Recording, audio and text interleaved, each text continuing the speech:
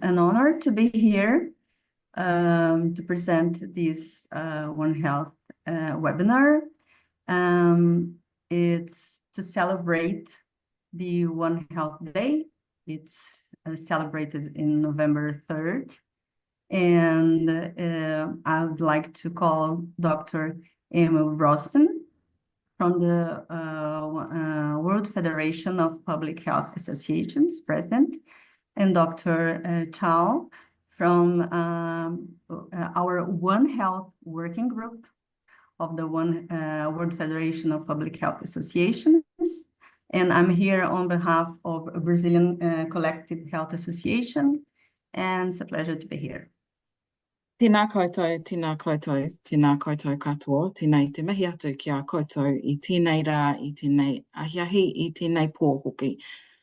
Good morning, good evening, and good afternoon, everybody. It's my very real privilege to be here this morning in Washington, D.C. time, which is where I currently am, with you all to celebrate One Health Day.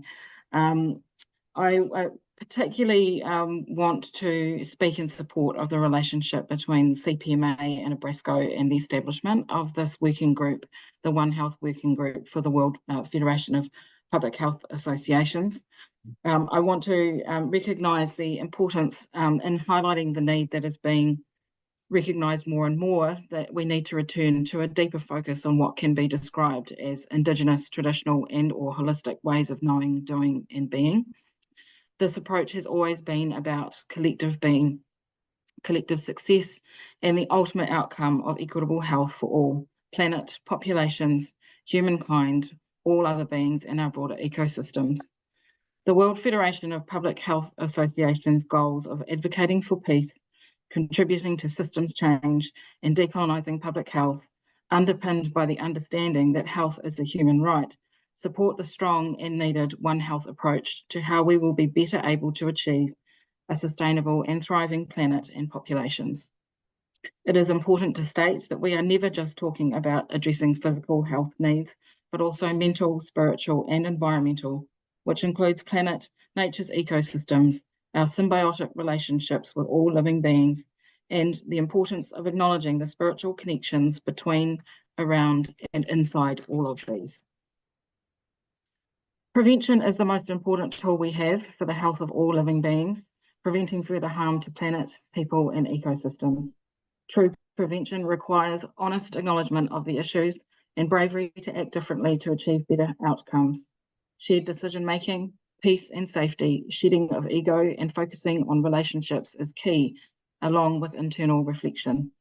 As the public health community, we are responsible for leadership and demonstrating best practice for the public's health.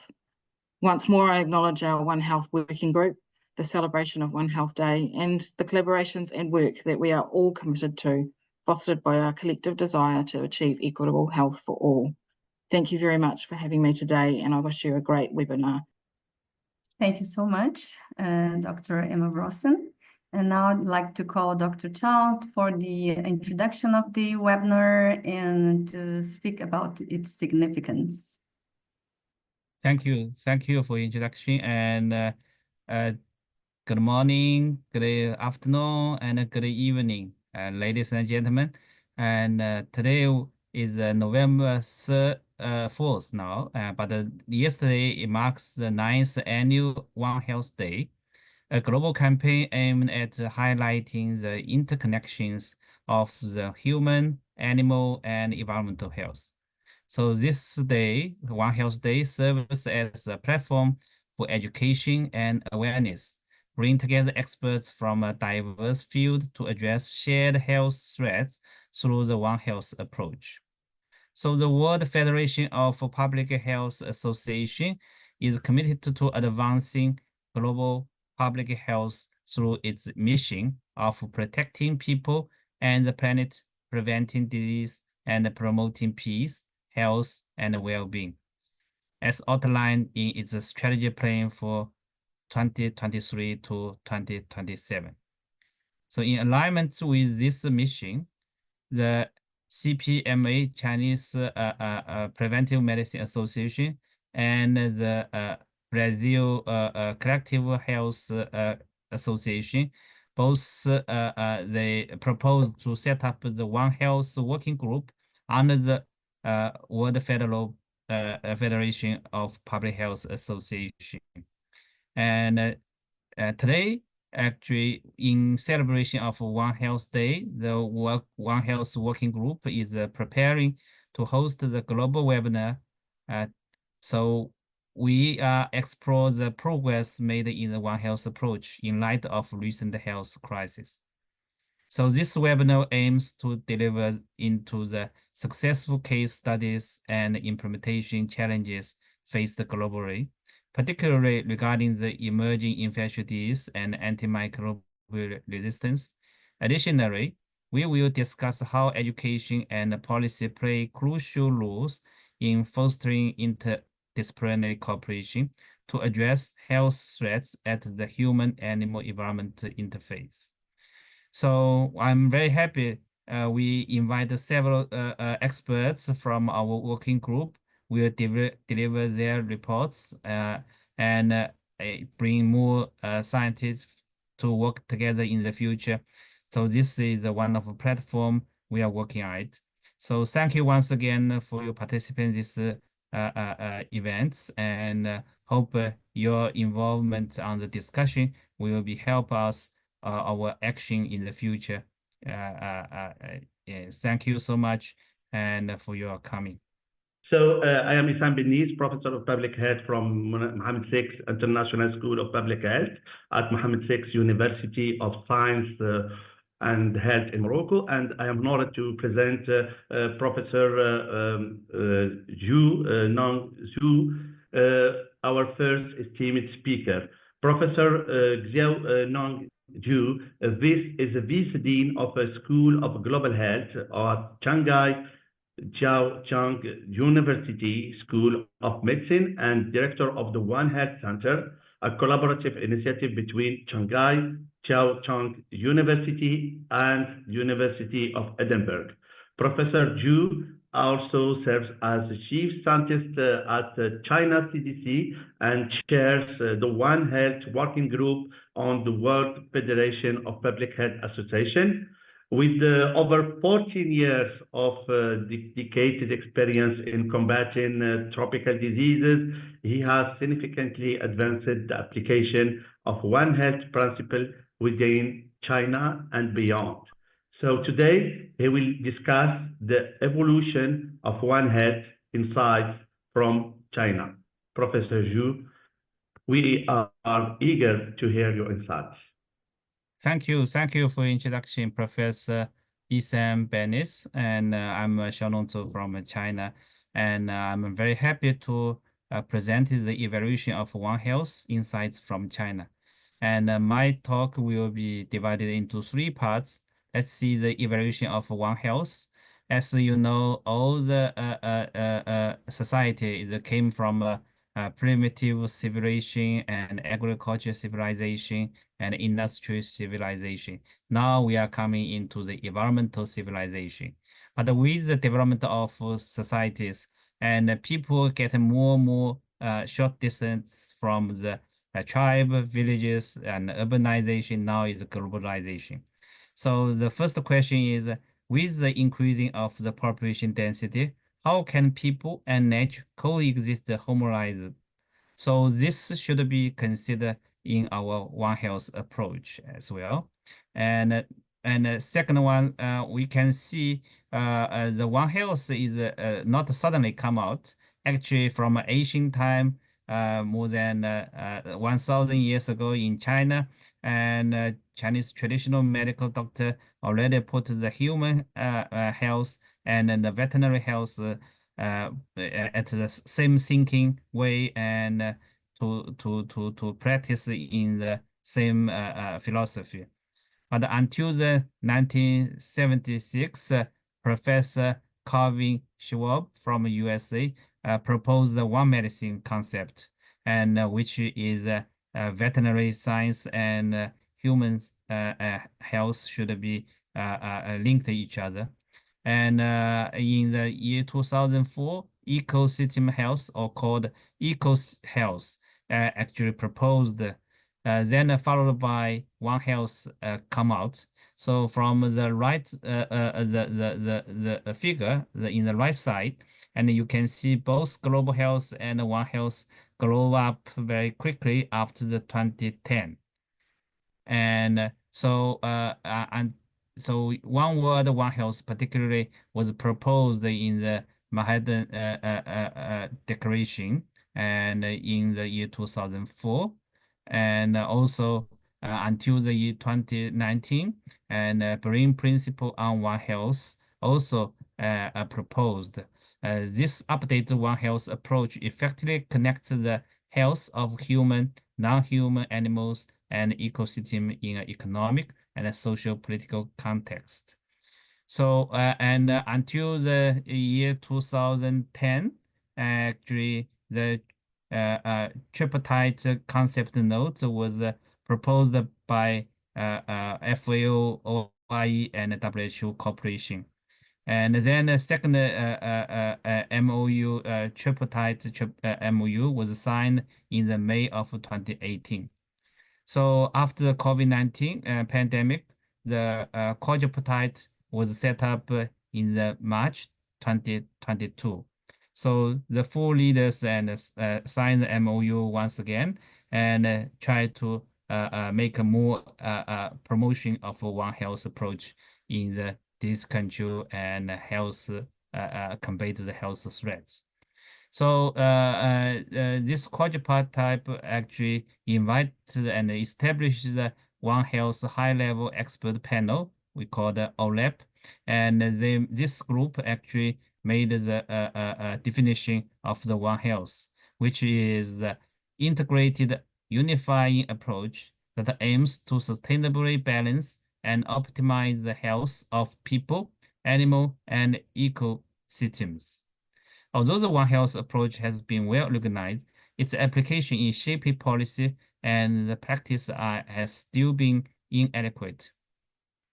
So this OLEP group actually finally also released the One Health Joint Plan of Action, and which needed to promote the more for the One Health action, not only at the global level, also the national level. So a guide of the implementing of One Health Joint Plan of Action at the national level was issued in the year 2022.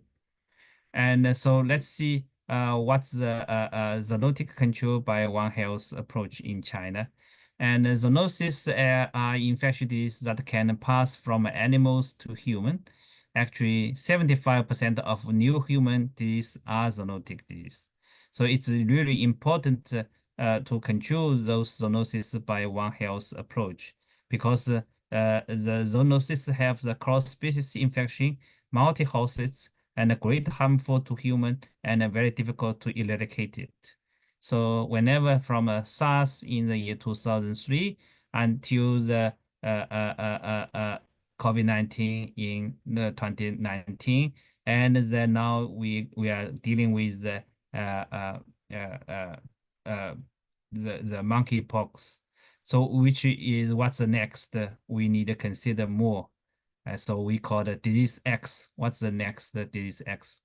Now let's look at the traditional disease, which is happening in China, Schistosomal japonica. It is a zoonotic disease. More than 40 species of mammal infected with Schistosomal parasite.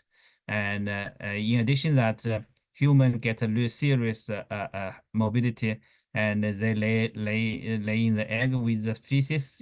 Those eggs went to the came to the water and hatching to the myristidia. While myristidia goes to the Oncomerania snail, then the thousands carrier come out and they sitting on the top of the water. People contact the water and get infection immediately. So which involve the human, animal, environmental health.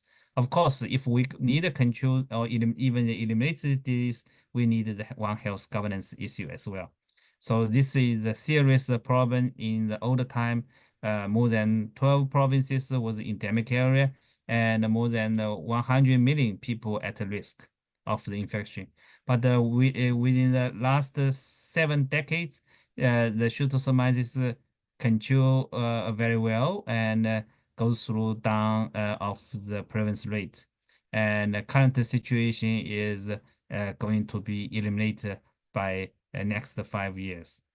And so one of control strategy we did is integrate the strategy to control the transmission of Schistosomiasis japonica in China. We use the One Health concept, and we did the pilot study in one of village around the lake region where it used to be very difficult to control if by only the chemotherapy. So you can see the results after 3 years, the infection rate goes down very quickly, but the control group still have up and down of those prevalence rate. And you can see, and within the 3 to 5 years, all the pilot study area, the infection rate goes down. And also not only in the human, but also in the snail infection rate. But not only for schistosomiasis, also the other soil transmitted helminthes, for example, the ascariasis or trichonariasis also goes down very well because we did a lot of replace the water buffalo by machine and washing projects to supply the very good sanitation and also reduce the feces contamination to the environment. And particularly the multi-sectoral cooperation between the Ministry of Health, Ministry of Agriculture, and the Ministry of Water Conservation, etc. And we also those interventions made into linked into the regulation of the National Schistosomiasis Control Program as well. So currently we are at a lower level and we are trying to eliminate of this disease. So surveillance is a major intervention. So the integrated surveillance and response system should be set up based on the One Health approach. So this is an integrated surveillance and response system and a multi-sectoral cooperation and interdisciplinary research to working on this sensitive surveillance response. So this will accelerate the schistosomiasis elimination program in China.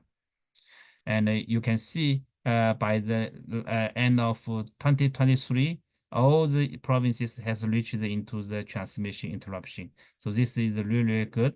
So we are needed to still continue monitor for another 5 years. The second, actually, the cases on the echinocosis, which is transmitted through the dog and the yak in the high platitude area, and the people occasionally get infection through the eating the contaminated the water or contaminated the food. So and it's mainly distributed in the northwest of China, and these are typically also involve the human, animal, and environmental health. So our control intervention should be by using the One Health governance as well. And you can see we had the pilot project in Sichuan province, and we involve in the community level and give not only the health education, but also give the diagnosis and the treatment, and particularly not only on human, also on the dog. And we need dealing with the feces of the dog. And you can see from multi-sectoral cooperation, more than 10 departments involved together, and to make sure those different interventions link to each other very well. So it's touched on the health services, environmental services, animal management, and health promotion, etc. So those activities link to each other. And so you can see the prevalence rate was reduced year by year in this pilot area, not only on human, also in the animals and dog and yak. So One Health approach really can accelerate our zoonosis elimination program. And we hope it's not only in practice in the field, but also we need to do more work on the building the transdisciplinary science of One Health. So as the science of One Health, this figure showing that this single disciplinary, multidisciplinary, and interdisciplinary, we need to use the transdisciplinary to link the all the disciplinary each other. And so this is a different year in the activities happening in China. So the 2013, we in the Shanghai set up the One Health Foundation by the Fudan University and other university like Nanjing Medical Agriculture University and also Sun Yat-sen University. They organize the One Health Research Center or activities on the conference. And in the 2020, Hainan province also organized a One Health seminar by the Hainan government.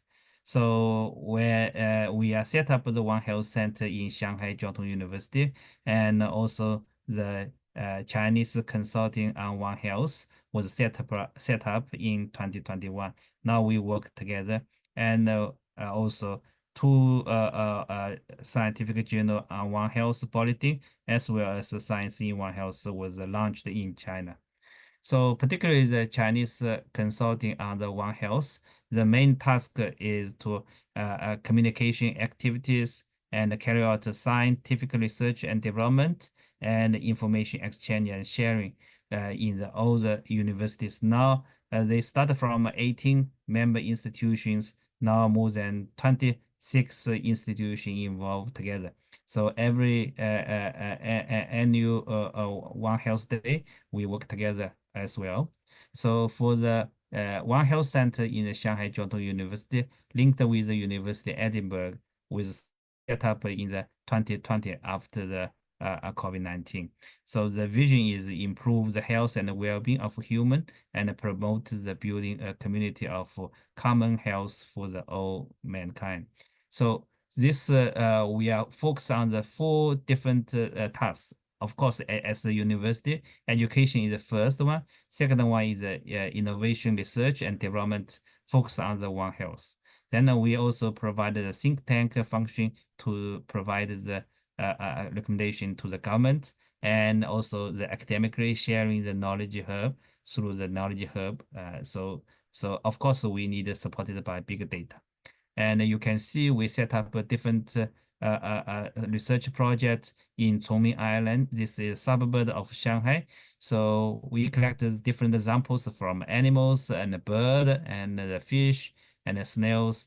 And so we surveillance all those pathogens around the area, try to understanding the risks of the infectious disease in the human and animal interface. So we also set up the database, and we try to find what's the pattern of the cooperation among the scientists. And we can see that those One Health scientists not cooperate across the country, but also across the continent. And there are different field, and the population also increasing significantly. And we also developed the Global One Health Index, which including the external driver index, touch on the ecosystem, earth system, social, ecological system, etc. And for the intrinsic driver index, we mainly focus on the interface of human, animal, and environmental health. Of course, the core driver index is focused on the emerging zoonotic disease, food security, antimicrobial resistance, and climate change, and as well as the governance. So all those indicators, we put the different weights, and finally, we got a score of the One Health Index. And from this, and we can see among the 160 countries or territories, the score, average score was 54, and which we still have a big gap compared with the 100 as the maximum score. So, but from the different dimensions, we can see antimicrobial resistance score is the lowest one among the 5 dimensions, with the biggest variation among the country and the territories, and followed by the climate change, as well as zoonotic diseases. So this actually we need to work further in the future. So this index actually can help to advance the general understanding of the determinants and the functions of One Health approach. And the results will enable the formulation of a realistic plan for the implementation of principle globally and promoting the capacity building where it is needed. So we call for the set up the One Health Action Commission, which actually more than 30 international experts work together with us. And at the same time, in the May of this year, we set up the One Health Working Group under the World Federation of Public Health Association. It's really important for us to work together with more institutions in the future. Thank you so much for your attention. Thank you. So I'm going to present emerging infectious diseases in South America with a special focus on Brazil, One Health lessons from COVID-19. So, well, Brazil is a large country with more than 8 million square kilometers and has 6 biomes: Amazon, Pantanal, Pampa, Atlantic Forest, Cerrado, and Caatinga. And here we can see the land use and land cover annual evolution from 1985 to 2023. We see a loss of native vegetation of 108.2 million hectares, and also a 79% increase in pasture area, a 3.3 times agriculture growth. And if we compare, we see in 2023, we see a greater proportion of farming area and also a non-vegetated area. I would like also to highlight some environmental disasters we had recently. We had the collapse of dams in mining areas in the state of Minas Gerais, Mariana in 2015, and Brumadinho in 2018. Oil spill in 2019 in the coast of Brazil, Northeast. And this year, 2024, we had floods in the south of Brazil and also drought in the north of Brazil and also in the southeast, aggravated by fires. It's also worth to note that well, in Brazil, we have 1.7 million landings and takeoffs per year. And Guarulhos International Airport is the largest in South America. And it's an important hub for national and international flights. So in this context in Brazil, increases in environmental and social vulnerabilities, in addition to population mobility, we think that they are potential drivers or triggers of outbreaks. Let's begin with the Zika virus outbreak. Well, Zika virus emerged in Brazil in 2015, and we had a peak of cases in 2016 with more than 213,000 cases. And what caught our attention was the association of Zika virus with the increase in registered cases of microcephaly. And several studies were conducted, and this association, there was evidence of this association, not only causing microcephaly, but also other adverse effects for pregnancy and babies, constituting what we call congenital Zika syndrome. It was declared the public health emergency of a national concern in 2015 in the country. Another outbreak, chikungunya arbovirus as well, a chikungunya outbreak. Well, chikungunya virus emerged in America in 2013 and in Brazil in 2014. And we had a peak of cases in 2016 with more than 277,000 cases.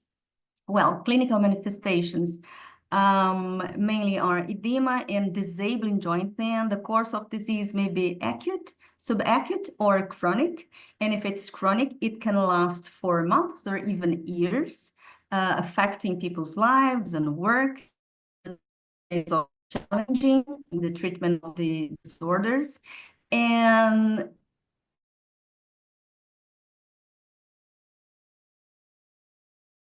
mainly if the pregnant woman is in a viremic period during intrapartum period, and then it can be a risk for neonates. Can you hear me well? Yes, very well. Go ahead. Oh, okay. Well, just to finish the arboviruses, it's important that in Brazil, we experienced what we call the triple epidemic, because the same vector, Aedes aegypti, which is responsible for the transmission of dengue, for example, which occurs in the country for more than 3 decades, and in endemic and epidemic waves, it's the same vector of chikungunya and Zika. Yellow fever outbreak. Well, yellow fever occurs in the country in sylvatic cycle in the Amazon region, as we can see here in the map. And in the wild cycle, we see non-human primates and mosquitoes, Haemococcus and Sabetes. The non-human primates are hosts, and they are also responsible for, they are amplifiers of the virus. And they can also get sick, as well as humans who are accidental hosts. So what we saw in recent decades is a re-emergence of cases in the extra Amazon region. And as we can see here in the map, from the north to the central west, and also to the east of the country. And in 2018-17, we saw the outbreak in southeast, causing severe cases and a high case fatality rate. Another outbreak, recent one, was Mpox outbreak. Well, the virus emerged in America in June 2022 and also in Brazil. So only in 2022, we had more than 10,000 cases registered in Brazil, with more cases registered in the epidemiological week 31, which registered more than 1,000 cases. WHO declared Mpox a public health emergency of international concern, and also in Brazil, an emergency operation center was established to face the outbreak.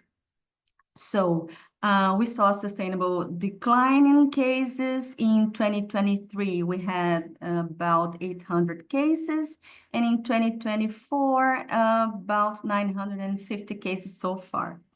And well, since the beginning of the outbreak in Brazil, we have more than 12,000 confirmed cases, 16 deaths, and the most affected regions were São Paulo and Rio de Janeiro.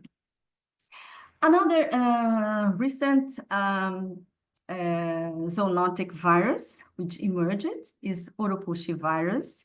Urupuxi virus is a zoonotic virus with a sylvatic cycle as well in the Amazon region, involving sloths and non-human primates, and maybe also birds and rodents, but causing limited and small outbreaks in the villages nearby. But what happened from 2023 onwards?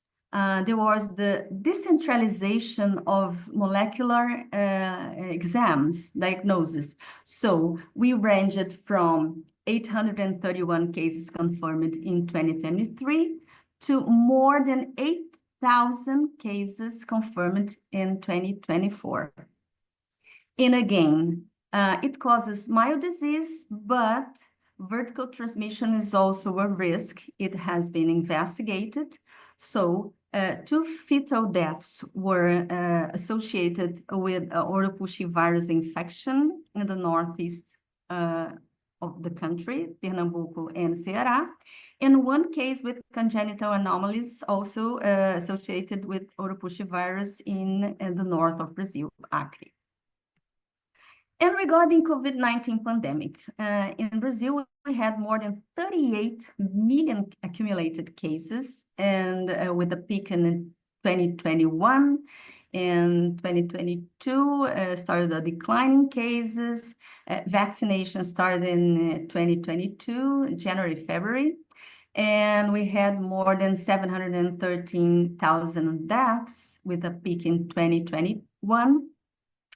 And an interministerial executive group was established to face the pandemic at the level of the Ministry of Health, and a contingency plan was elaborated, and many actions regarding surveillance and laboratory diagnosis, and also to expand genomic surveillance, and also regarding health facilities. Many campaign hospitals were built, and even in the institute where I work, a hospital of 200 beds, intensive care units was built, and it's now a legacy from the pandemic.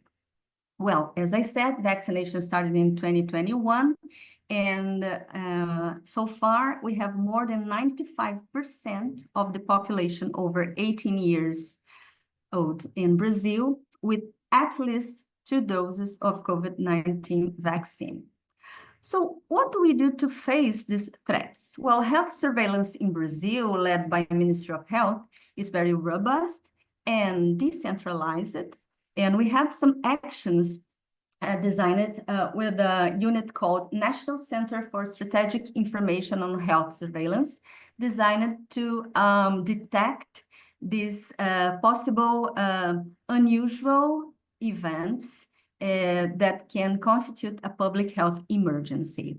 And it is, as I said, decentralized. In 2020, we had the opportunity of conducting a study on environmental scan to investigate One Health governance in Brazil. And what could we observe? Well, the main actors of One Health governance in Brazil regarding human health is Ministry of Health, Animal Health, Ministry of Agriculture, Livestock and Supply, and Environment, Ministry of Environment.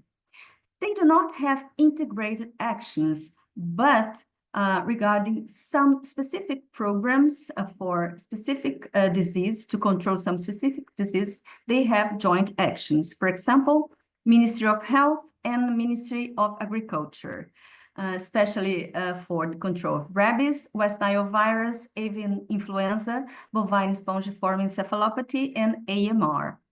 Ministry of Health and Environment, AMR, West Nile virus, and yellow fever.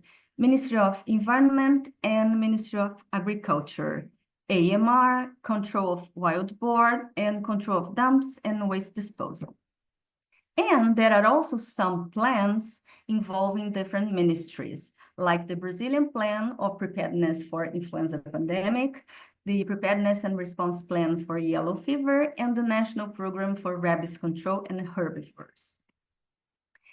We also detected some initiatives involving research and surveillance. For example, the computational platform, which operates the Wild Health Information Center. It's a research initiative for the surveillance of wild animals. And also some initiatives involving AMR, but they were not, in fact, institutionalized as a One Health approach.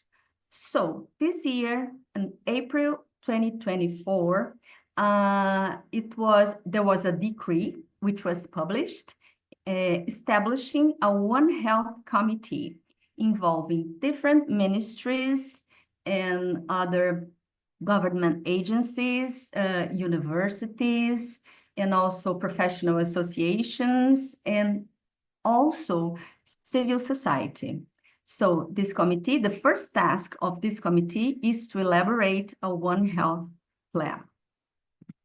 So during the research, we could identify some barriers and some enablers for the One Health approach in the country. The barriers: the lack of specific One Health structures, legislation, or official guidelines, limited joint action between ministries, information systems which are not integrated, lack of surveillance data for zoonoses, the fact that the One Health concept is not widely known by healthcare professionals, and poor control of trafficking and illegal hunting of wild animals, as well as illegal deforestation. And some enablers. One is our unified health system, which is decentralized, reaching most of the municipalities of the country. The recognition of veterinary as a health professional, some joint actions of ministries regarding some specific programs and research initiatives. And our recommendations at that time to identify ongoing One Health initiatives in Brazilian institutions and propose joint actions for the development of integrated strategies, improve collaboration between the Ministry of Health and other government agencies in control of zoonoses, improve intersectoral coordination, especially between health, agriculture, and the environment at the subnational level, strengthen the use of technology to support One Health practice and governance, and expand knowledge about the One Health concept in society and among health professionals. So I think I managed to do it in 15 minutes. Thank you so much. So greetings from United Arab Emirates. I'll be talking about combating antimicrobial resistance through One Health and from the veterinary sector. So just an outline of what I'll be presenting, a bit of background on antimicrobial resistance, and then talking about the veterinary sector's contribution to mitigating antimicrobial resistance, talking about effective policy and practices in promoting research on antimicrobial use, and importance of community education in addressing challenges.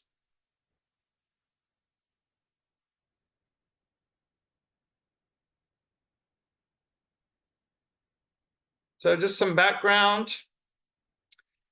As we all know, antibiotic resistance is becoming a major worldwide problem. And it's been estimated or it's expected that by the year 2050, it may become the first leading cause of death globally.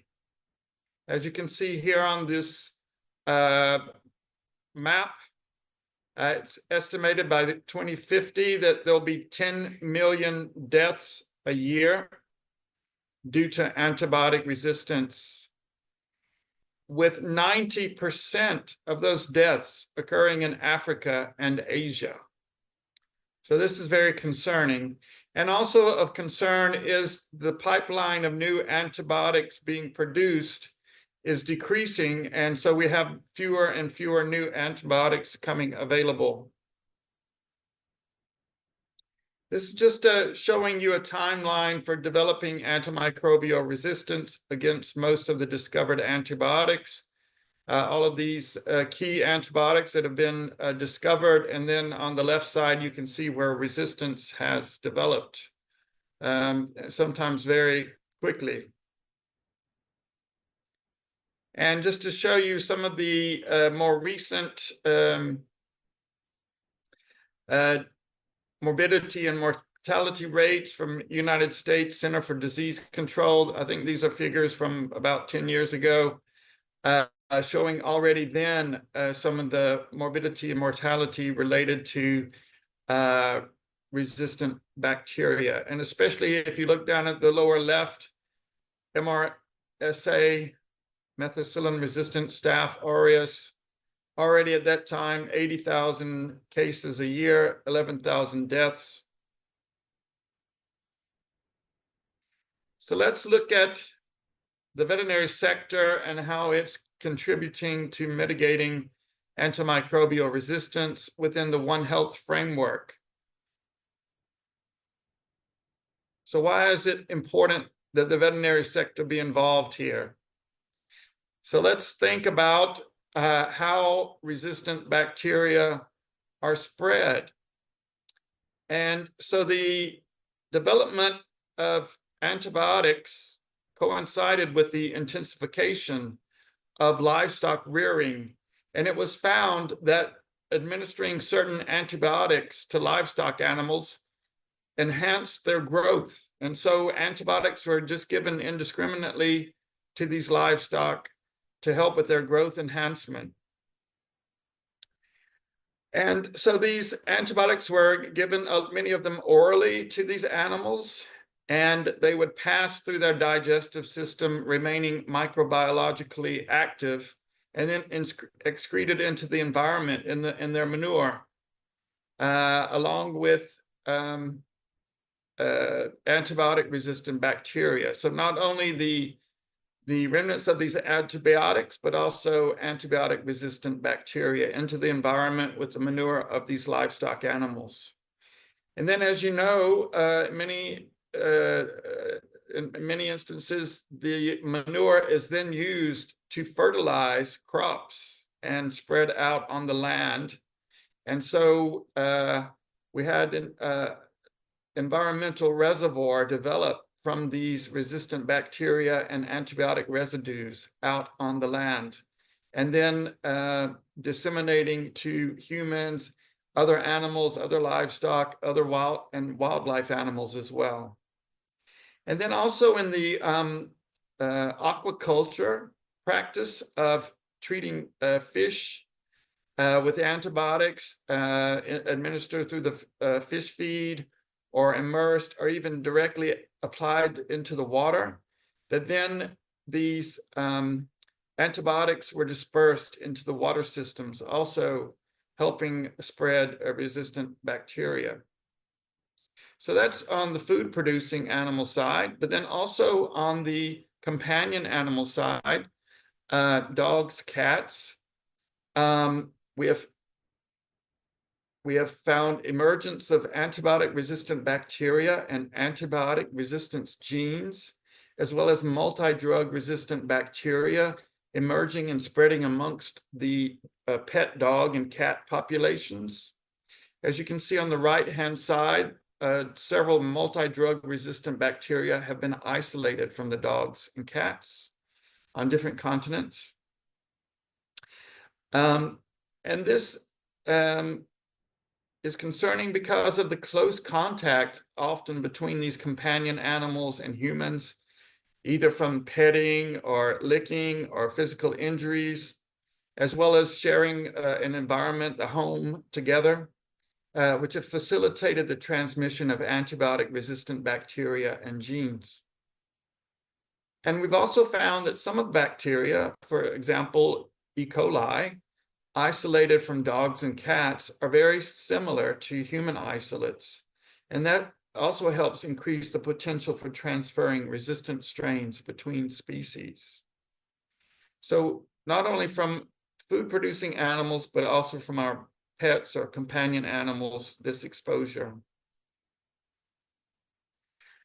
So how do we, from the veterinary sector, contribute to mitigating antimicrobial resistance? Firstly, through the prudent and responsible use of antimicrobials, we can combat the rise of antimicrobial resistance by adopting and as well as implementing strident guidelines on use of antimicrobials in livestock, pets, and aquaculture.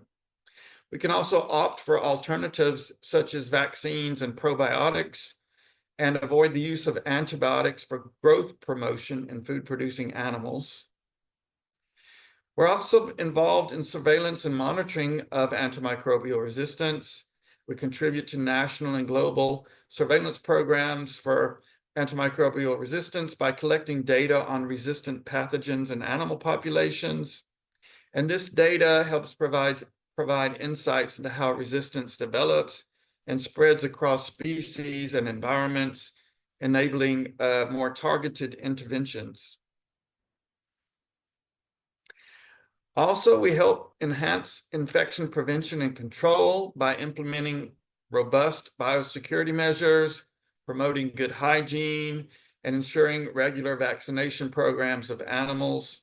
And thus, veterinarians reduce the need for antibiotics in these ways.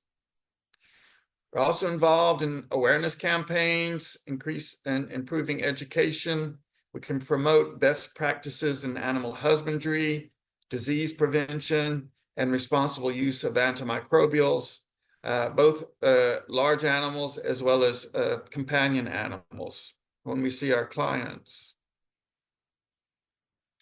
Also, fostering cross-sectoral collaboration. The One Health approach emphasizes collaboration between veterinarians, the human healthcare professionals, environmental scientists, policymakers, and many other sectors as well.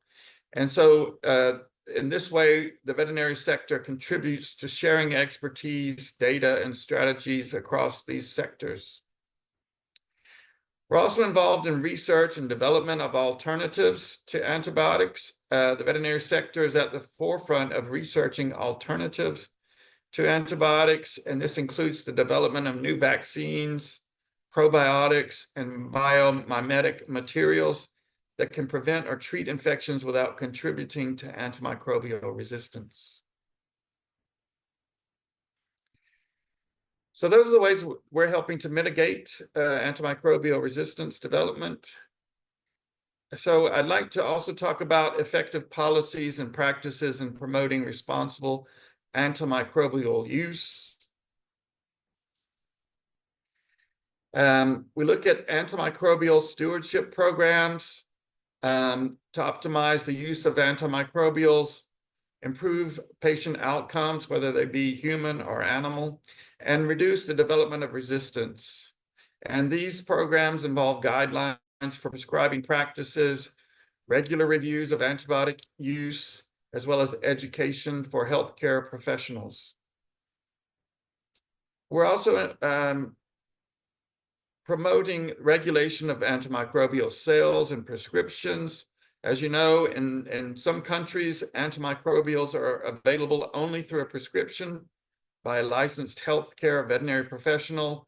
This reduces the chance of misuse. But in many other countries, you can freely obtain these antimicrobials without a prescription. So this is important for us to help with the regulation. Importantly is a ban on antibiotic use for growth promotion in agriculture. This has been found to be a major driver of antimicrobial resistance, as I already mentioned, especially in food-producing animals. The European Union already in 2006 banned this practice of administering antibiotics for growth promotion. And other countries now, including the United States of America, have since followed suit. Also, through public awareness campaigns like the World Health Organization's World Antibiotic Awareness Week that emphasize that antibiotics should only be used when prescribed by qualified healthcare providers.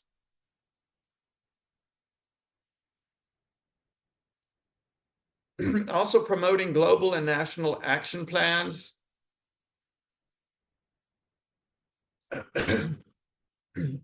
Excuse me. Countries around the world have adopted national action plans aligned with World Health Organization Global Action Plan on Antimicrobial Resistance. And these set out goals for reducing antimicrobial use in both human and veterinary medicine, improves infection control, and enhances public education. And then also promoting collaborative action at national and global levels. And this helps create unified response to antimicrobial resistance and strengthens the impact of local policies. So lastly, I would just like to talk about the importance of community education in addressing antimicrobial resistance challenges.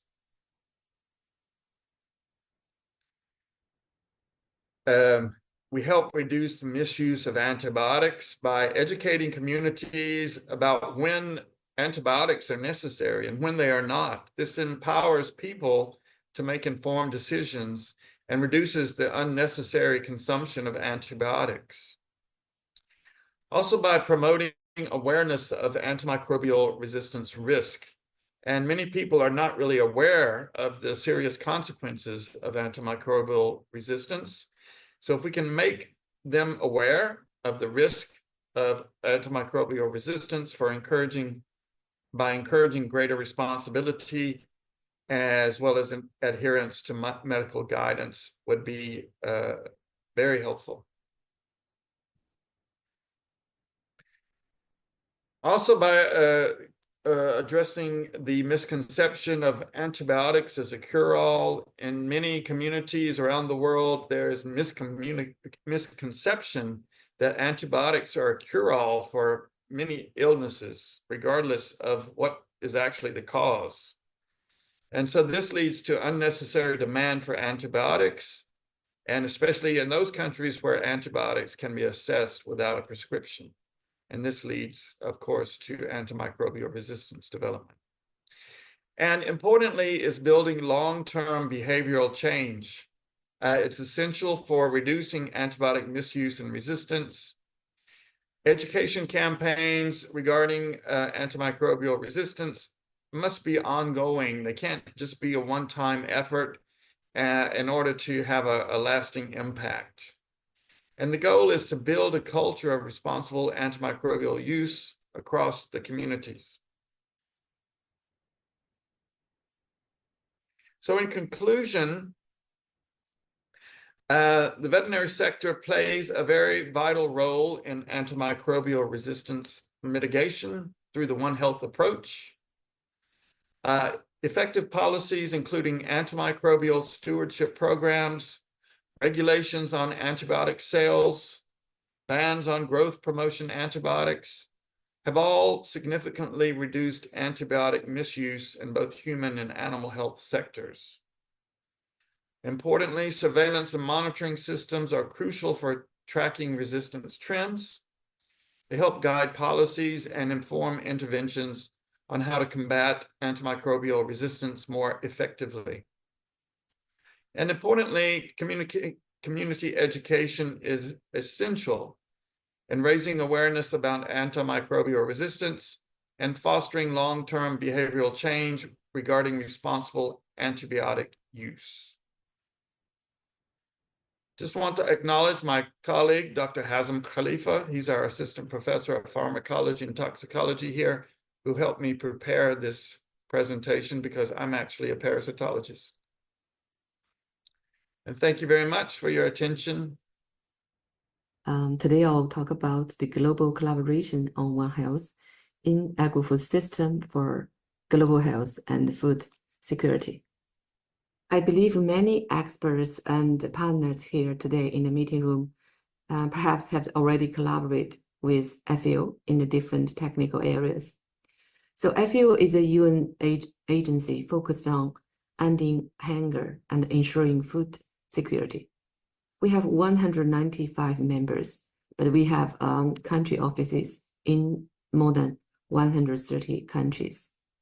So One Health is one of the prioritized areas of FAO to support our members. We have really a unique position to work on One Health in the expertise and capacity of livestock production, animal health, aquaculture, soil and water, and food safety, forestry, nutrition, and etc.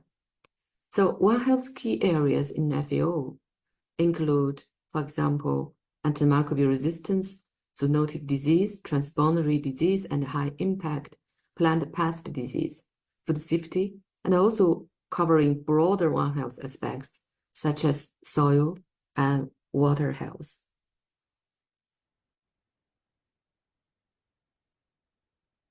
Sorry.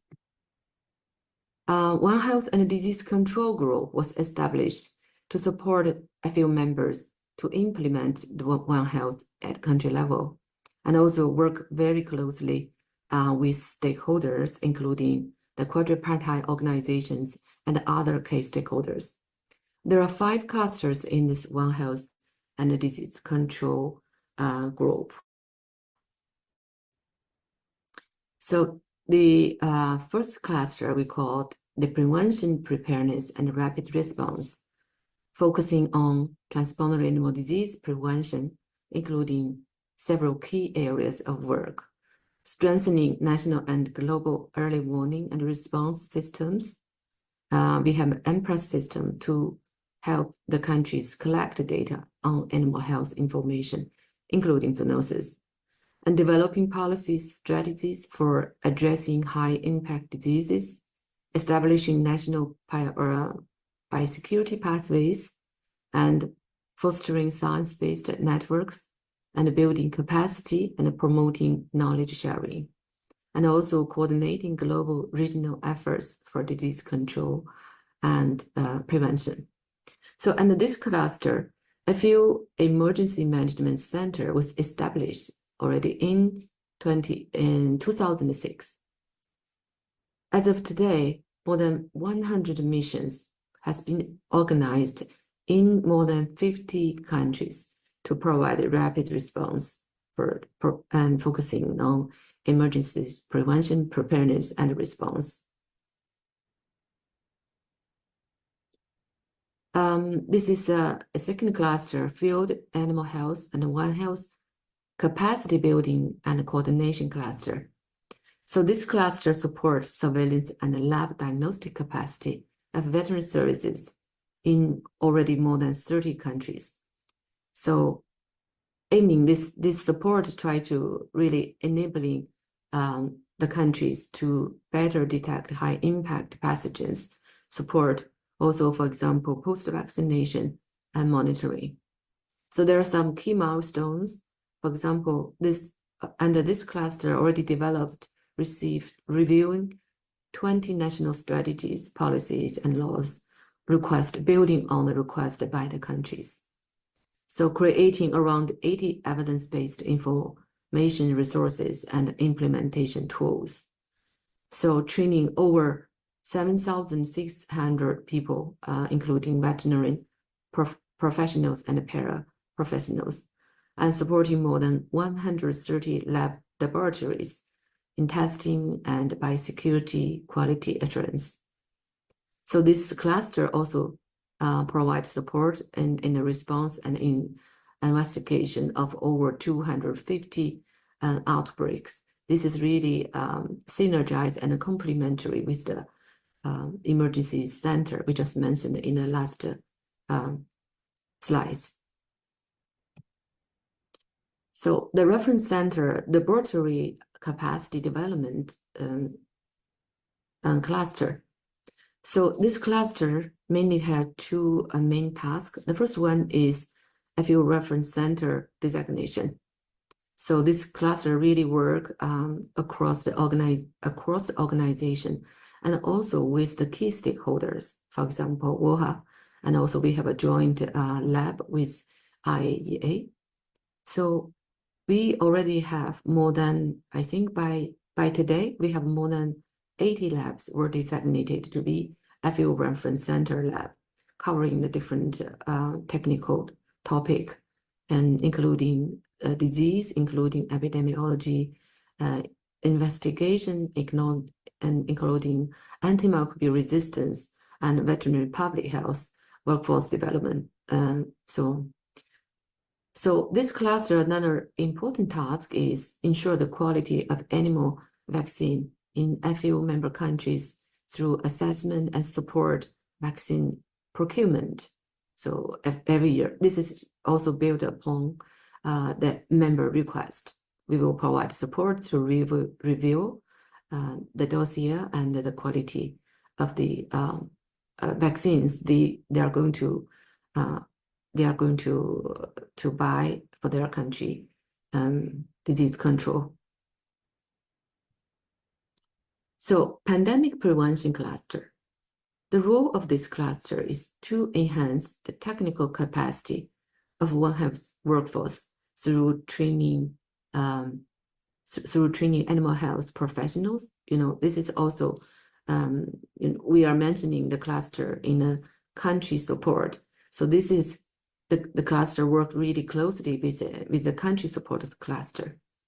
So one of the big tasks under this cluster is to coordinate FAO engagement with the pandemic funds and support regions to formulate and implement pandemic funds project. So pandemic funds is established with the strong support from G20 members. So the objective of pandemic funds is to strengthen the capacity of health systems for pandemic prevention and focusing more in low and middle income countries, and also leverage the strengths and comparative advantages of key institutions involved in pandemic prevention. So provide complementary support, improve coordination among partners. And there are already 2 rounds of a proposal countries to receive pandemic funds has been selected. As FAO is one of the implementing entity. So during the last 2 rounds of projects, FAO will participate and support more than 20 countries for pandemic funds project. One Health coordination and AMR cluster.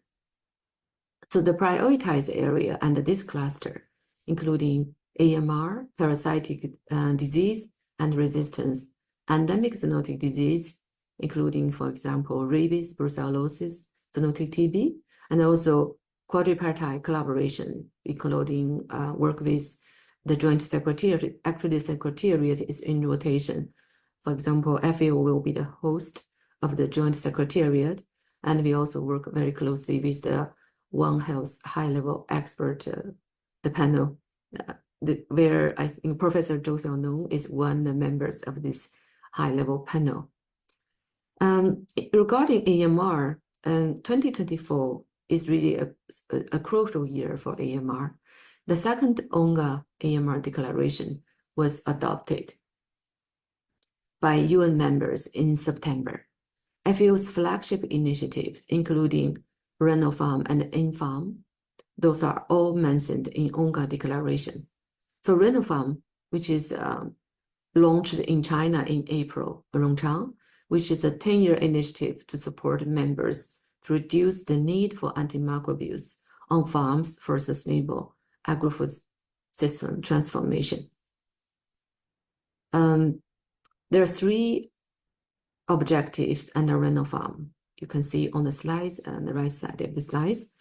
100 countries participate in this initiative, and with their national action plan for AMR fully implemented in food and agriculture, and 50% of animal plant health workers from participating countries will be trained. 80% of all participating countries could submit data to the FAO international surveillance system we called INFARM. So here are some FAO's key activities and achievements. I just try to provide a bigger picture of how FAO support our members on One Health and also animal health. For example, in the last 2 years, FAO already provide to buy 89 million doses of animal vaccines to distribute in 25 countries. Those vaccines including PPR, including foot-and-mouth disease, including anthrax, including rabies. That's meaning both transboundary disease, animal disease, and zoonosis. And 14,000 disease events reported by over 4,000 the users from the FAO mobile application. So we have an application for the local animal health workers, veterinarians. They can report disease through their smartphone.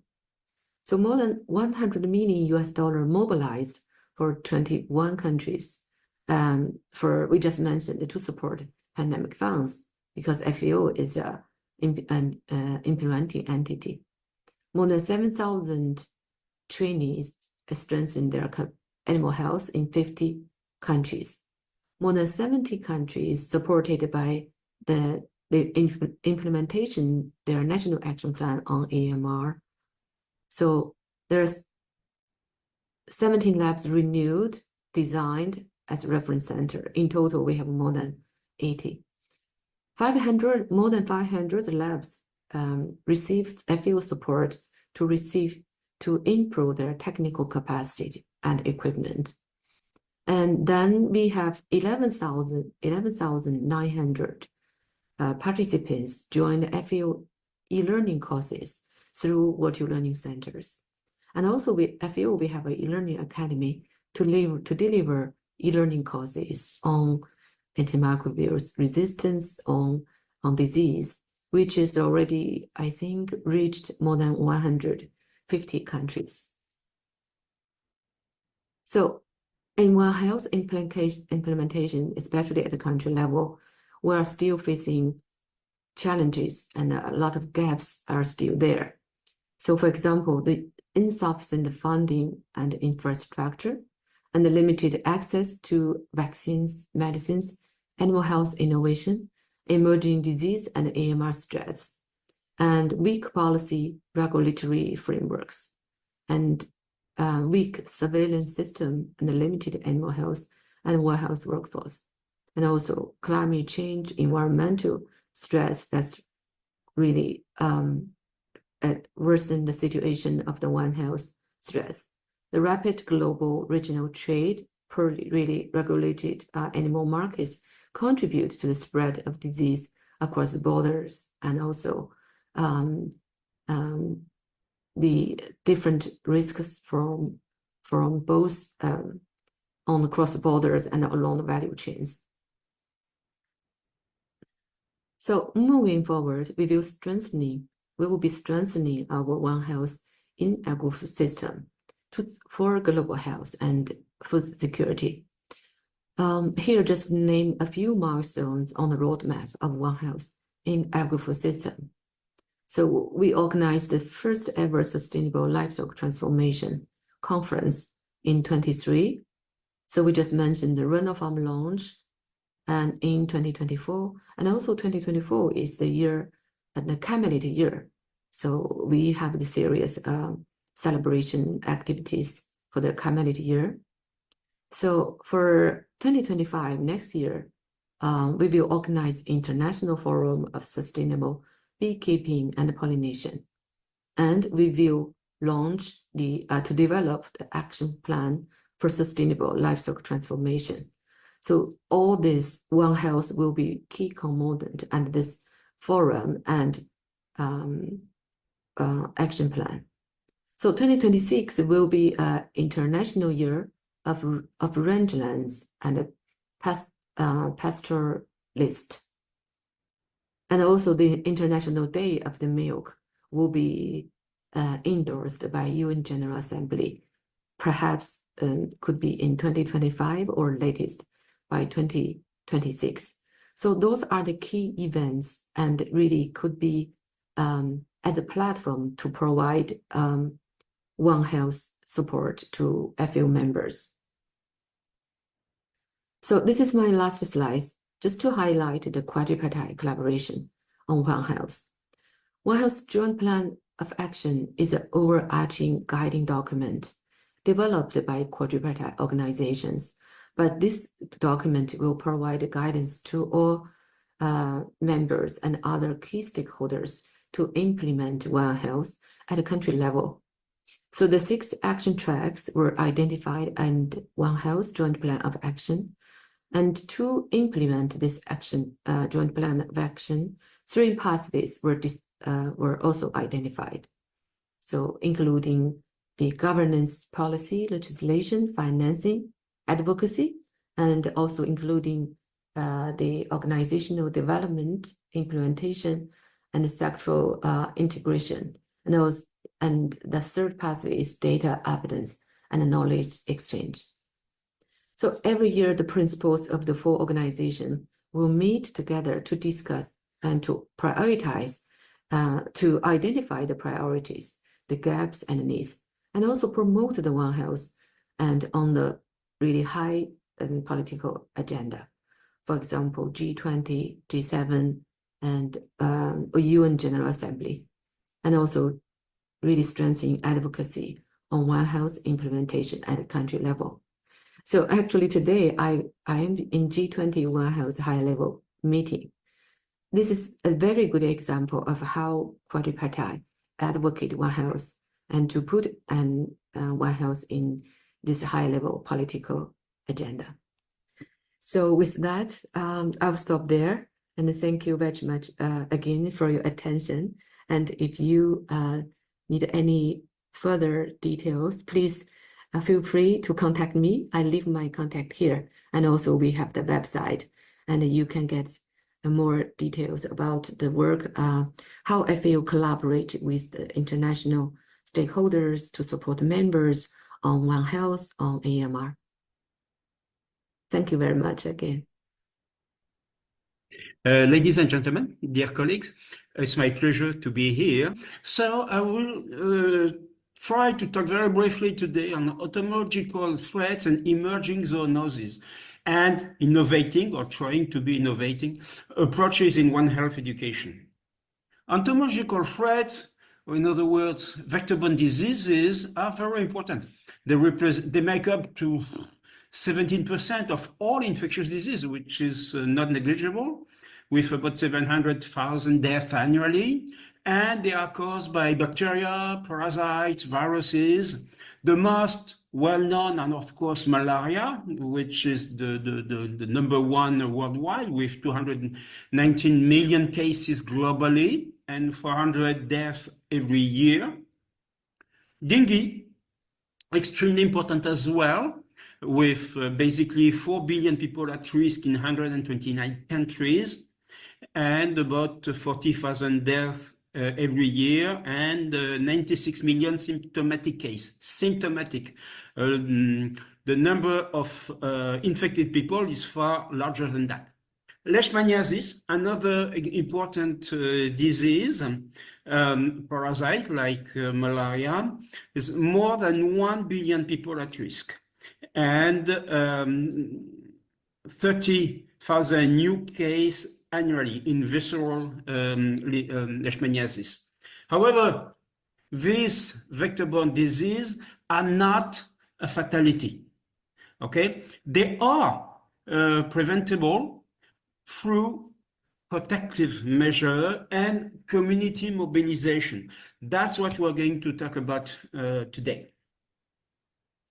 Briefly, if we look at the kind of vectors, we can separate between the tick-borne or mite-borne diseases in which human infections are usually accidental. Okay, there are tick-borne viral diseases are rather uncommon in humans, although they do exist.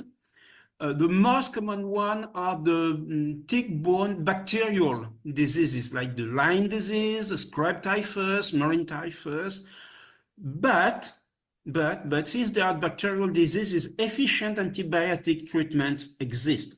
The main problem is the late diagnosis, which leads to damage in the organism. But we can easily protect ourselves against these diseases, not only with antibiotics, but also with protection, physical protection, which comes to the issue of people awareness, what to do to protect ourselves against these diseases is mostly protecting against the tick or the mite.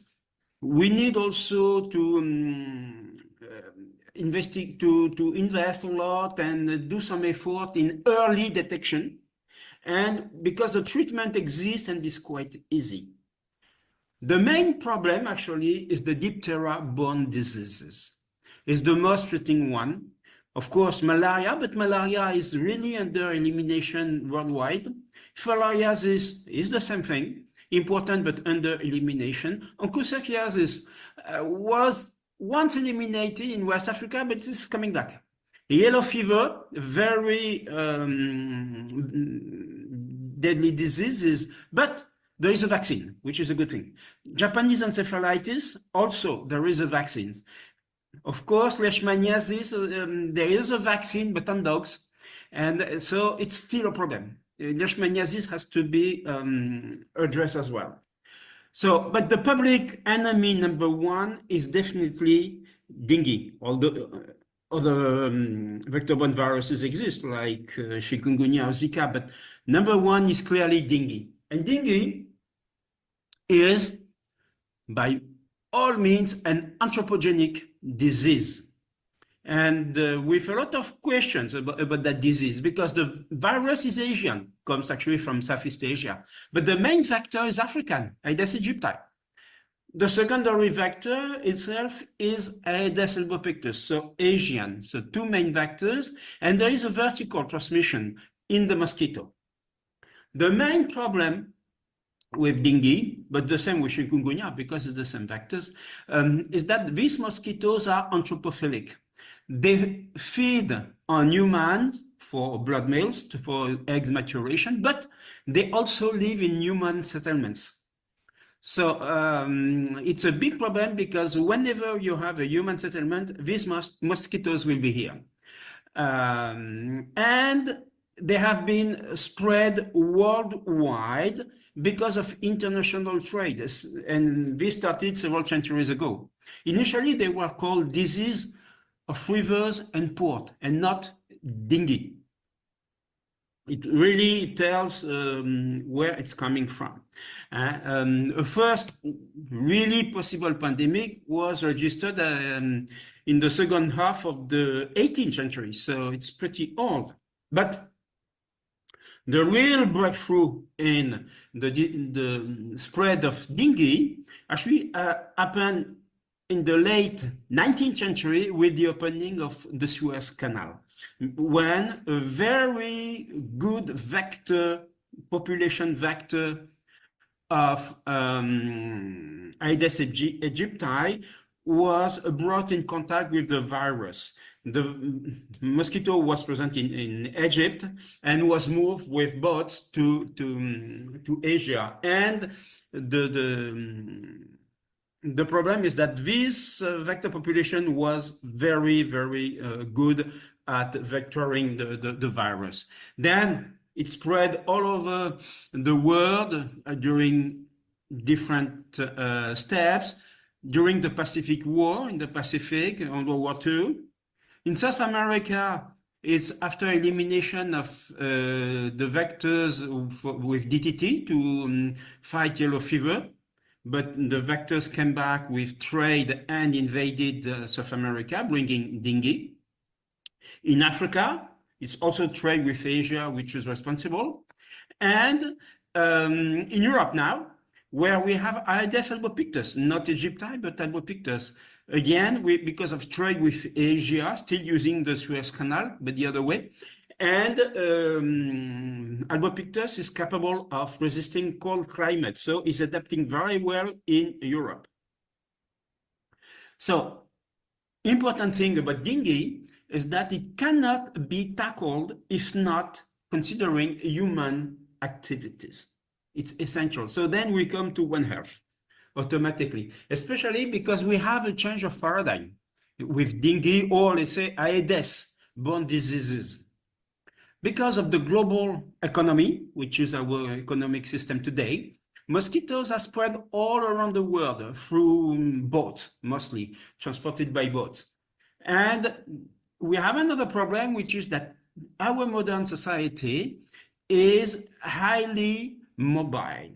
There is a high mobility of people worldwide all the time through planes this time.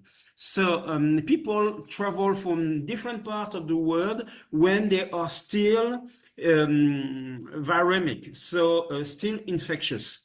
So the paradigm might change with Aedes-borne diseases because mosquitoes are present worldwide. They are not necessarily infected, but they are potential vectors.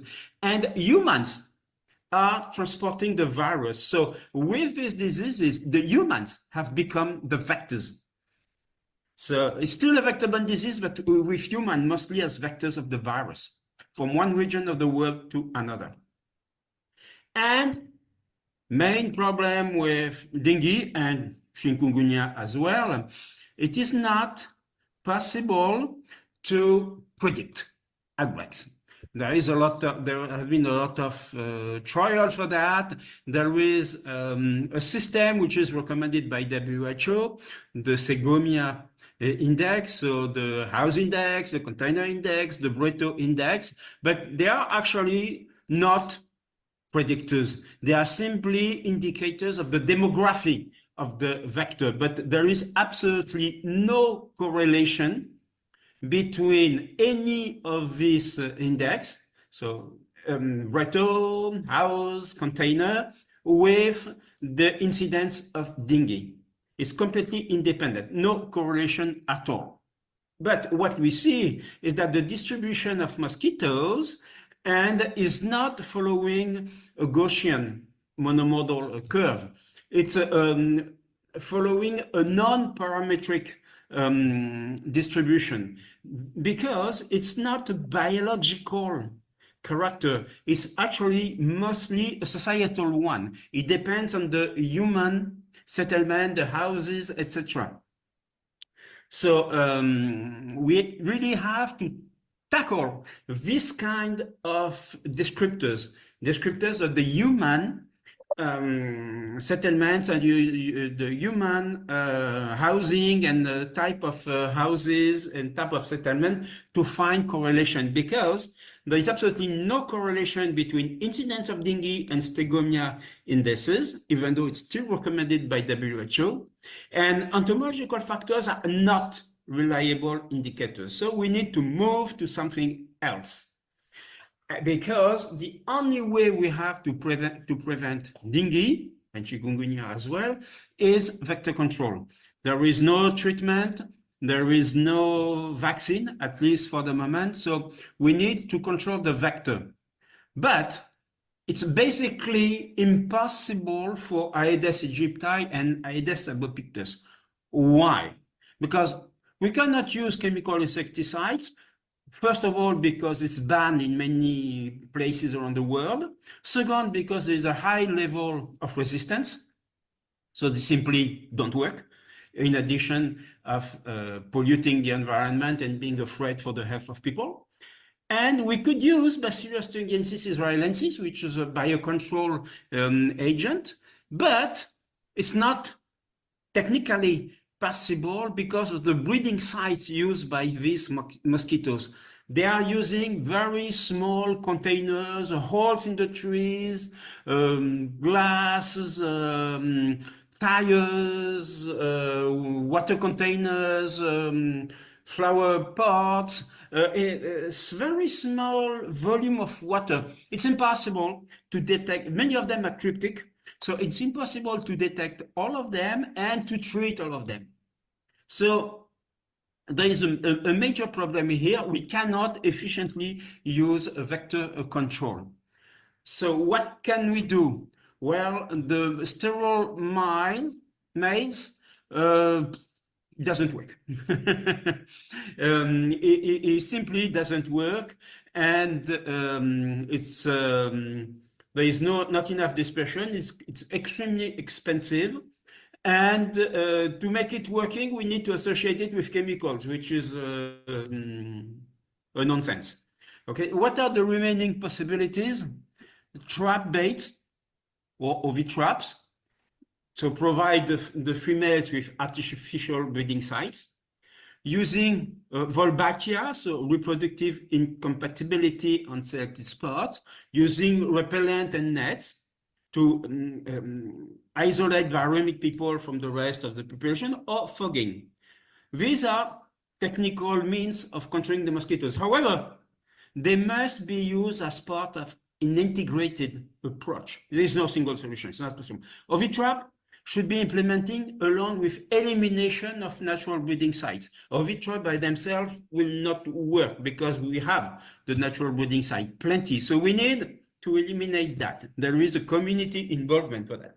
Wolbachia, okay, but it does not work on Albopictus because they already have Wolbachia and is susceptible to populational change. Efficient fogging, yes, but it requires an accurate mapping of priority sites. So it cannot be done all the time and immediately. So the only solution remaining is actually what I would call the integrated behavioral management at the community level. So basically, One Health management at the community level. But to do that, we need education. We need to educate people on the different ways of doing it, the different system, the different strategy to use it. And education should be addressed at two different levels. First level should be the specialist level. So people in research, industry, ministry, health authorities, administration, insurance, etc. These people must be trained in the multidisciplinary approach which is needed to control these mosquitoes efficiently and this disease efficiently. The COVID-19 crisis showed us that it is not the case today. People are not trained for that. We need to move towards a multidisciplinary training because the problem is global, worldwide. So we need an international training to have the same kind of approach everywhere and to have an international synergism and cooperation at that level. It is not something that does exist at the moment. The solution we brought up for that is, for instance, our Dynamed master program, which started this year, last month actually, October 2024. And Dynamed is an acronym that stands for Dynamic of Emerging and Infectious Diseases. It's an international master program brought together by 4 universities: Mahidol University in Thailand, University of Montpellier in France, Gajah Mada University in Indonesia, and Juntendo University in Japan. So it's a single program, a double degree. Students get 2 degrees, but whatever their place of registration, wherever they're coming from, and it's done online, they get exactly the same training. The idea is really to train this new generation of specialists and have them getting a common training, a common philosophy, a common approach, and the capacity to share with other people from different countries. Because again, the problem is global. But it's not enough. It is not enough. Education must also be considered as the community level, which is where the implementation will be done. And we need, therefore, to develop and invest a lot in people awareness, because the implementation will be community-driven. We said before the problem is global, yes, but the solution is local. So the community is the very important level. For that, we need to train people, we need to educate people, we need also to give people, to provide people with the means to do something, the possibility to analyze locally what is going on and what will be the best solution. That is because of the distribution of dengue. For instance, some studies done in Indonesia, in different cities, on different islands. What we found out that the disease, the positive cases of dengue are not spread everywhere evenly. You have clusters. Some spots are heavily infected with dengue, others no. There is a specific distribution depending on the neighborhoods, based on the socioeconomic level, especially the higher middle class. The culture also, for instance, the Balinese culture, Balinese people are more affected than others because of their way of life and the community life. Also occupational aspects are important. For instance, wet markets, because they provide shelters for mosquitoes. But under dry climate is the water storage, which is responsible. So depending on the region, we don't have exactly the same factors responsible, but we need to understand exactly in which place, for each community, what will be the neighborhood more affected than others. We found the same features in India. So what we need to do is identify priority neighborhoods to optimize the actions, focus on this neighborhood, and optimize actions and resources. Okay. Our solution for that is a platform we developed, which is called eDengue, which is an integrated GPS-driven assistant for data collection and associated database. So eDengue platform already exists, and we start implementing it for the moment in Indonesia and Thailand. And we are currently developing an artificial intelligence to manage the platform permanently, so to have a regular update of the platform, automatic, and also to run simulations and do some sort of war game to test different scenarios of control, really corresponding to different communities based on real data from each community. I can just show briefly what eDengue is.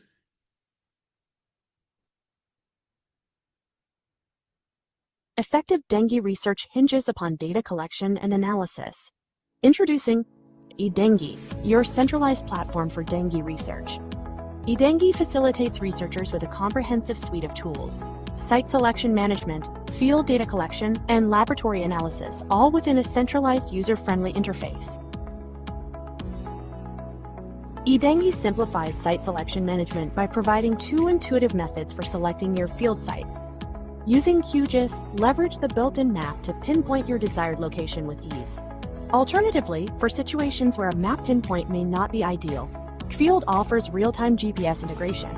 You may further enrich your data by adding details like the address and specifying whether it's a controlled case location or a real scenario. All selected site data will be integrated with the eDengue platform. eDengue streamlines field data collection, empowering researchers to record crucial environmental and mosquito details directly at the research site. The intuitive map interface guides you to your designated research point, ensuring you're collecting data from the precise location. Once on site, eDengue facilitates the recording of comprehensive site conditions and sample data. Effortlessly record details like site photos, the number of floors, humidity levels, and the number of people residing there. This vital information paints a comprehensive picture of the environment potentially influencing mosquito populations. Moving beyond the environment, eDengue allows the recording of mosquitoes and larvae data samples based on its location. Simply record the number of collected larvae and mosquitoes, and eDengue will generate a unique ID for each sample, ensuring seamless tracking and analysis later. With eDengue, field data collection becomes a streamlined process, ensuring you capture all the critical details necessary for robust research. eDengue seamlessly bridges the gap between field and lab, allowing efficient sample analysis. Conveniently access and review all submitted field observations for a holistic understanding of the data. After performing mosquito analysis using advanced techniques like PCR for mosquito identification and RT-PCR for viral detection, eDengue can be used to record all analysis results, such as species, the specific virus strain detected, and relevant genetic information like gene and haplotype. This comprehensive data allows for in-depth analysis of the mosquito population and any associated dengue viruses. eDengue empowers informed decision-making through its information retrieval system. This feature provides detailed information for each identified mosquito or larva and its corresponding virus. Filter and search based on specific criteria, including the type of virus detected. Looking ahead, eDengue is continuously evolving. Future developments will incorporate AI-powered functionalities to facilitate even more intuitive queries and comprehensive data analysis. eDengue, your centralized platform for dengue research. So eDengue is actually implemented, is operational and actually implemented in Indonesia and in Thailand. And the idea with this platform is really to implement within the communities an integrated behavioral management. What I call behavioral management is the elimination of the risk of mosquito and the control of mosquitoes by the community population itself. There is no single universal approach. The idea is to combine all possible environmentally friendly and sustainable approaches to lower the risk of infectious mosquito bite below a disease transmission risk threshold. Everything is a matter of balance and modulation. It is not good either to eliminate all mosquitoes. But again, as I said before, the threat is global, but the answer is local. And the local level, the good level, is the community level. This is something that works in Indonesia with the the 3M approaches in Indonesia works very well. But there is a problem of sustainability, because once the mosquito population goes down, people stop doing it, and then mosquitoes come back. So the issue comes to people awareness, to education, to tell people how to do it, to give them the means. That's what we do with IDINGI, to have the proper approaches in their community corresponding to the dimension and organization of their community. And we need to focus on people awareness with the authorities awareness to implement the policy, surveillance, monitoring, but also people awareness, the local population, to implement the proper action at the community level. The idea is to give people the possibility to act at the community level. That's exactly what we want to do with our platform and with our approach in public awareness. It's a strategic approach. Because how to prevent dengue outbreaks, as I said before, it's an anthropogenic disease. We need to tackle the societal dimension. So because the disease is caused by a virus, but the outbreaks are due to the society. So there is a clear need for sociologists, architects, urbanists, planners, modelers, policymakers, but even more important than all of this, there is a need for what I call the middlemen. Middlemen are essential to ensure a sustainable implementation. Who are the middlemen? They are people with a real influence on the population. They are leaders, they are wise men, teachers, clerics. And our conclusion is that it's probably very important and very efficient to work with religious authorities, because they can forward the message very frequently and they have a true influence on people. So what we need to do is do population awareness, but also work with the middlemen and basically train the trainers. So with this, I will end this talk and will thank you for your attention. Where are we now and where to go regarding One Health? And I would like to continue with the next slide.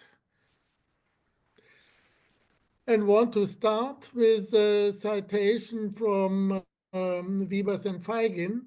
Ultimately, the survival not only of other life forms on this planet, but of our own, will depend upon humanity's ability to recognize the oneness of all that exists and the importance and deeper significance of compassion for life, for all life. I think this emotional dimension, compassion, is very important.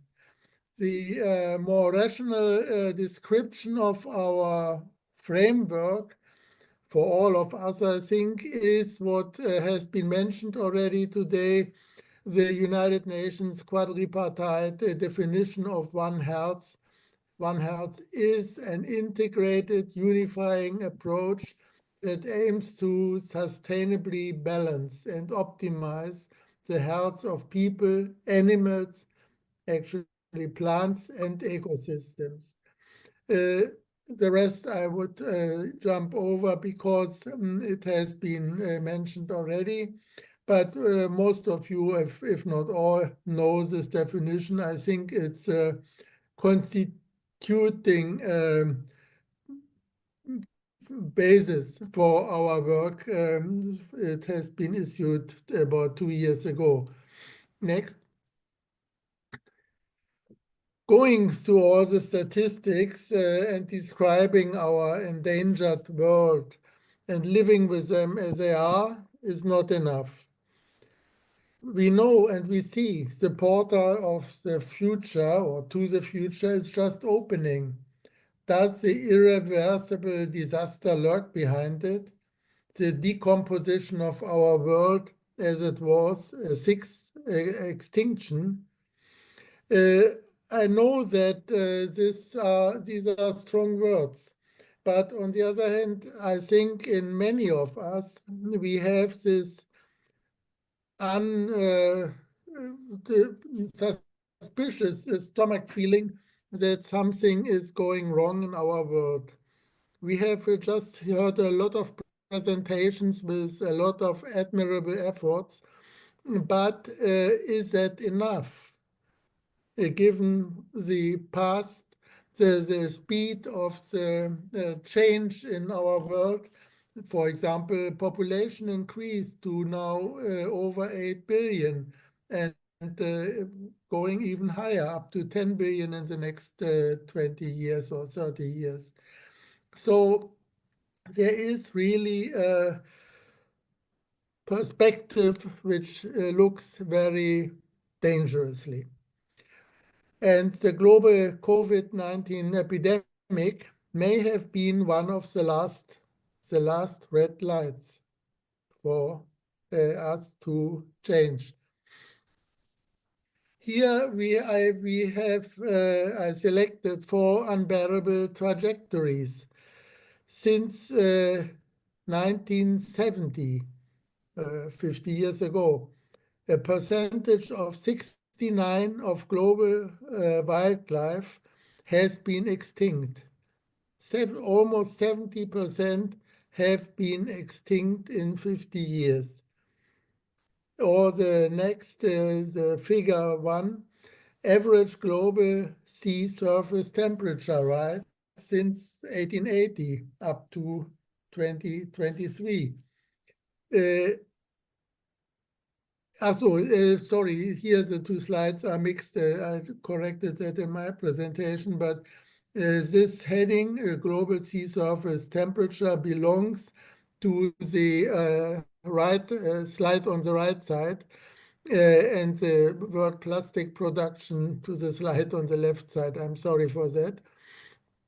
But the ocean temperature, surface temperature, increased by almost 2 degrees since 1880 up to now, and it is increasing further. And on the other hand, the world plastic production between 1950 and 2019 increased by 410 and more million tons. It's even found in human breast milk. So the baby is already exposed to plastics. Nobody knows what is the dangerous dimension of this trend, and can it be connected to a lot of new diseases of potential very important dimensions. And the last of these 4 selections, the distribution, we examined 19 countries as a sample of the 193 UN member states. And you see on this slide here, on the right edge, upper edge, the developed countries from Korea to France to Sweden. And on the lower end, all the poor countries like Guinea, Sierra Leone, Papua New Guinea, Somalia, and so on. So there are 2 different clusters of development of the SDGs. And the factor between the 2 is 1.6. That is, the poor countries lag behind considerably regarding the achievement of the Sustainable Development Goals up to 2030. The next slide. Next slide. Thank you. If we go to the bottom of the slide, we see that in figures, the One Health-related SDGs in average lag behind 3.37 years. the social condition group of Sustainable Development Goals lags behind minus 3.19, and the economic conditions expressed in SDG 8, 9, 10 lag behind 4 years and 69. So we have a situation which is really universal in terms of a negative achievement or insufficient achievement of the SDGs until 2030. Really problematic situation. And where are we? Really? The first issue is the present military conflicts aim to push borders and are based on the outdated model of a national society. I'm from Germany. We have a lot of heated discussions about immigration, whether we should allow, whether we should not allow, and the international community failed to develop an acknowledged and obligatory rule system based on the philosophy of the UN 17 Sustainable Development Goals and their prolonged version after 2030. And they fail to focus on the environment and our neighbors, the plants, the animals, and last but not least, humankind, us. We cannot continue to destroy our own home, our planet. Where should we stay then? I ask everybody, where should we stay if we continue to destroy this planet? And in spite of all the admirable efforts which have been presented today, are they really enough to change? We see that it is not enough with regard to the Sustainable Development Goals as an example. It's not enough what we do. Next. And the second issue, most world regions' current economic, social, and environmental trajectories are unsustainable.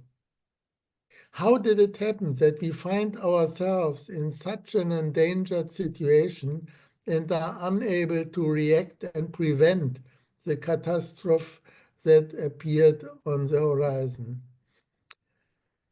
The road forward is not sufficiently paved.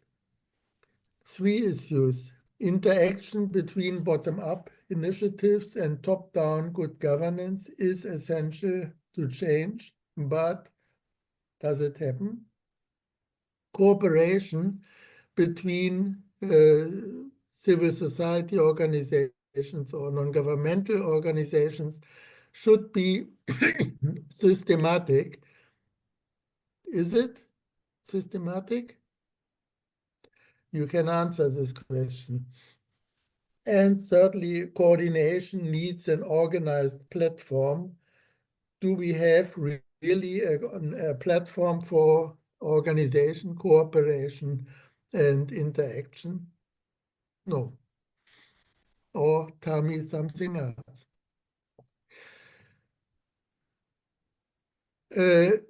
There are 15,159 registered civil society organizations registered with ECOSOC, that is a branch of the United Nations. 48.6% are registered already alone in the African region.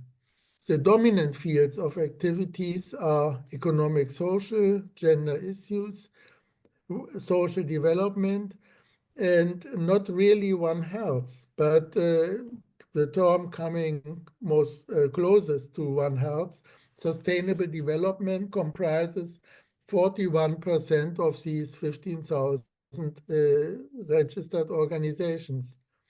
Do they ever cooperate systematically, or is it just by chance, by accident? And in addition, some very relevant regional and global organizations in this field are not listed with ECOSOC. That may, for example, ASPHA, the Association of Schools of Public Health in the European region, they are not listed there. And I told them to do that, they will do that, but it's significant that not all of these important organizations are listed. And we should also look into other websites, for example, the one of the One Health Commission, which is quite extensive also, and the One Health Initiative. Okay, the next one.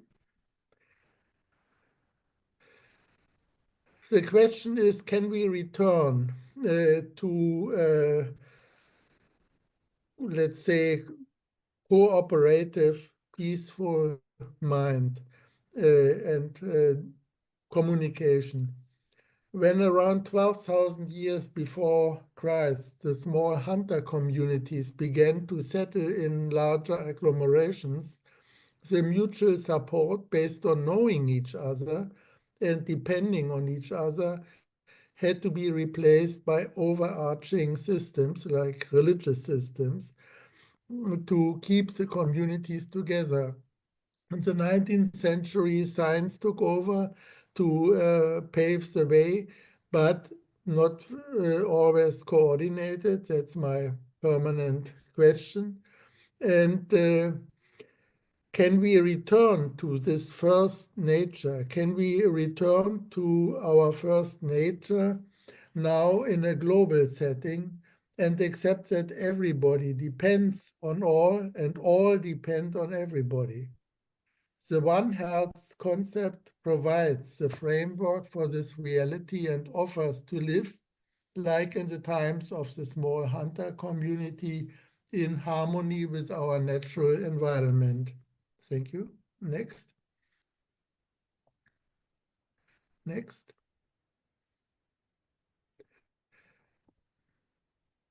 So what I said is very demanding and optimism is somehow limited, but our only way out. And what we have to do is very, very difficult and time consuming and needs a lot of effort. Here you have a symbolic photo from the Gaza Strip. Too much luggage, too less tracking. And it was a picture in the happier times of the Gaza Strip. I was many times there. And I would like to conclude with a poem. The trajectories have met. Blackish purple, a ribbon of clouds drenched in blood. Between the horizons, the edges darken, ashes of our existence. Lost we have learned in hellish courts where from we are. An extraneous God, his face unmoved, presides as chair. His angels far, did ever he send them to us? My tears are blown in the wind, under the sand, astral rocks half hidden. Thank you very much.